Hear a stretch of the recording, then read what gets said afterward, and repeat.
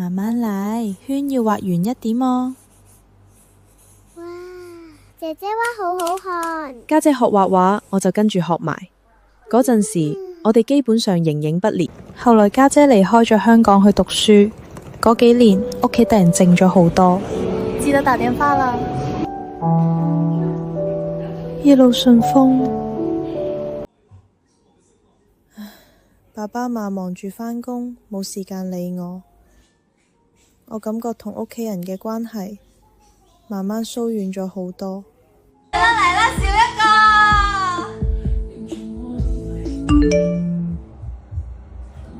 哎呀，媽咪，對唔住。嗰次之後，我明白，長大咗嘅我，原來都可以好自私。家姐，有時候為屋企人着想一下，唔好令佢哋擔心，呢個就係長大。